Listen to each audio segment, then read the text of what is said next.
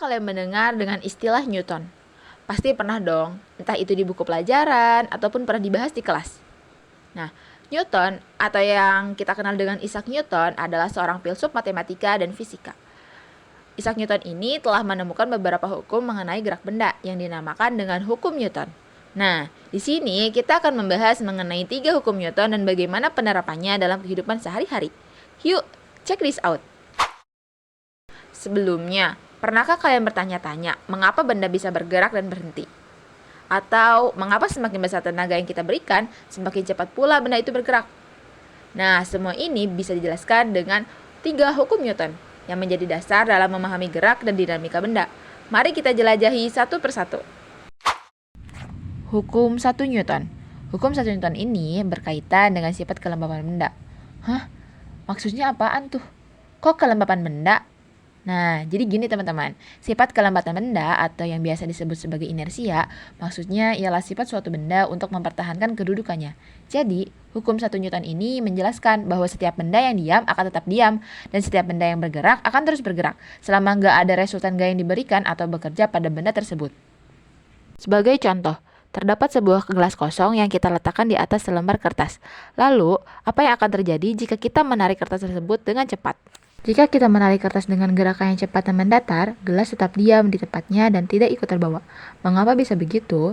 Karena hukum Newton 1 menyatakan bahwa benda yang diam akan tetap diam, kecuali ada gaya yang cukup besar untuk mengubahnya. Dalam percobaan ini, gelas memiliki massa dan kelembapan yang membuatnya cenderung tetap diam.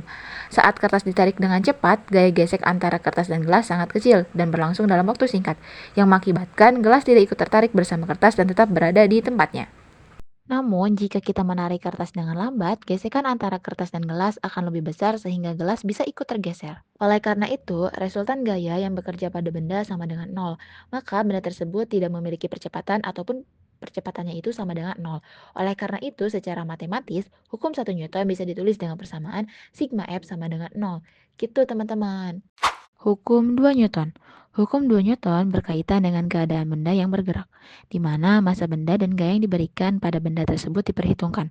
Hukum ini juga menjelaskan bahwa ketika resultan gaya yang bekerja pada suatu benda tidak sama dengan 0, maka benda tersebut akan bergerak dengan suatu percepatan tertentu. Artinya, benda yang bergerak ini memiliki percepatan. Secara matematis, rumus hukum 2 Newton dapat ditulis dengan persamaan F sama dengan M dikali A. Misalnya, terdapat 2 buah truk. Satu truk itu tidak memiliki muatan, sedangkan satu truk lainnya itu bermuatan. Jika kedua truk ini diberikan gaya dorong atau gaya tarikan yang sama, apa yang akan terjadi? Truk yang kosong akan lebih mudah dipercepat karena masanya lebih kecil, sedangkan truk yang bermuatan akan lebih sulit dipercepat karena masanya lebih besar. Dalam rumus hukum Newton 2, di mana F itu sama dengan M dikali A, di mana F adalah gaya, M adalah massa, dan A adalah percepatan. Dari sini, kita dapat menyimpulkan bahwa jika gaya yang diberikannya sama, massa yang lebih besar akan menghasilkan percepatan yang lebih kecil. Namun sebaliknya, massa yang lebih kecil akan menghasilkan percepatan yang lebih besar. Jadi, itulah mengapa truk kosong lebih mudah dipercepat dibanding dengan truk yang bermuatan. Semakin berat truk, semakin besar juga gaya yang dibutuhkan untuk menggerakkannya atau menghentikannya. Hukum 3 Newton. Hukum 3 Newton ini berkaitan dengan gaya aksi dan reaksi. Maksudnya adalah setiap benda yang kita berikan gaya aksi, maka benda tersebut akan kembali memberikan gaya reaksi yang sama besar terhadap kita. Tapi ingat ya, arahnya berlawanan. Jadi hukum 3 Newton dapat ditulis dengan persamaan F aksi sama dengan min F reaksi.